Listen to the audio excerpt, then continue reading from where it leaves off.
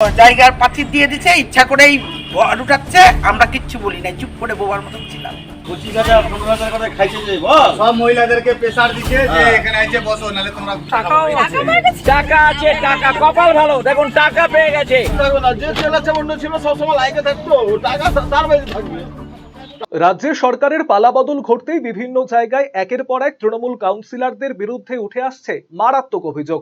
এতদিন সাধারণ মানুষ ভয়ে মুখ খুলতে পারছিলেন না, কিন্তু সরকার পরিবর্তন হতেই এবারে তৃণমূল কাউন্সিলরদের বিরুদ্ধে সোচ্চার হচ্ছেন সাধারণ মানুষ। মঙ্গলবার সেই ছবি দেখা গেল রায়গঞ্জ শহরের 12 নম্বর ওয়ার্ডে।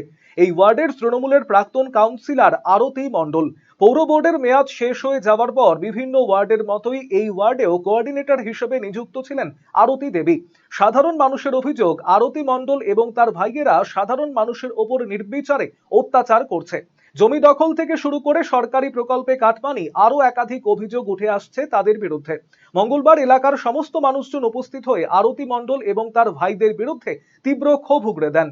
ওই এলাকার গঙ্গা সাহা নামের এক মহিলার জমি জোর করে দখল করে সেখানে সরকারি শৌচালয় তৈরি করা হয়েছিল বলেও অভিযোগ, কিন্তু বিগত বছরেও এই শৌচালয় ব্যবহার করতে দেওয়া হয়নি। আজ পর্যন্ত শৌচালয়ে ঝুলছে তালা। সাধারণ মানুষের পাশাপাশি সেই জমিদাতার পরিবারের সদস্যরাও আরতি মণ্ডল তার ভাইদের বিরুদ্ধে ক্ষোভ উগরে দিয়েছেন। আমাদের অনেক অত্যাচারিত হতে হয়েছে, অনেক কিছু সহ্য করতে হয়েছে। আমরা অনেক কিছু থেকে সরকারের সুযোগ সুবিধা পাইনি, যাতে আমাদেরকে বলা হয়েছে যে তোমরা বিজেপি করো, তোমাদের কোনো সুবিধা দেওয়া হবে না। কারণ আমরা দিনমজুর লোক, সকালে উঠে ঘুম থেকে আমাদের কাজে যেতে হয়, কেন পরিবার আছে, বাচ্চা কাচ্চা আছে, তাদের মানুষ করার চিন্তা ভাবনা আছে। কিন্তু আমাদেরকে এটা বলা হয়েছে তোরা পার্টি করিস না, তোদের কোনো কিছু হবে না। আমাকে ঘরের টাকাও অবধি দেওয়া হয়নি, আমাকে কিছু টাকা দিয়েছে, বাকি টাকা ওদের ব্যাংকের বইয়ে ছিল, ব্যাংকের বই ওদের কাছে 2-3 বছর ধরে পড়েছিল, অথচ দেখা যাবে যে এখন আমার ব্যাংকে টাকা তুলে নেওয়া হয়েছে। বাথরুমটা জগবের থেকে নেওয়া হয়েছে, যাদের জমি ছিল তাদেরকে প্রচুর টর্চার করছে, তাদেরকে মারধর করছে, বাধ্যমূলক তারা দিতে বাধ্য হয়েছে। সেই বাথরুম আমরা আমাদের 12 নম্বর ওয়ার্ডের কেউ ব্যবহার করতে পারেও নি, তবে থেকেই তালা ঝোলা ছিল। এটা হচ্ছে ওদের রাজত্ব।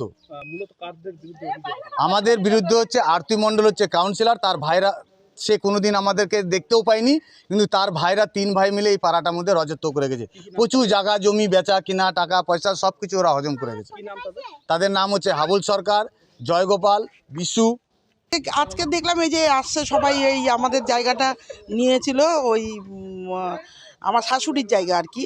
আমার শাশুড়ির জায়গাটা জোর করেই নিচ্ছে, ওর পার্টি অফিস করবে, আর হচ্ছে কিছু পার্টি অফিসের জিনিসপত্র রাখবে, তার জন্য জোর করেই জায়গাটা নিচ্ছে। তো আমার শাশুড়ি অবজেকশন করছিল, কিন্তু আমার শাশুড়ির কথা শুনে নাই। জোর করে লোকজন নিয়ে এসে, ওর পার্টির লোকজন নিয়ে এসে, ওর দলবল নিয়ে এসে জোর করে বলছে এই জায়গাটা আমাকে দিতে হবে।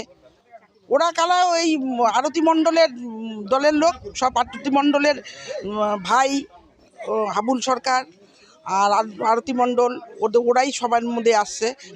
যদিও এই সমস্ত অভিযোগের বিষয়ে আরতি মণ্ডল কিংবা তার ভাইদের কোনো রকম প্রতিক্রিয়া পাওয়া যায়নি।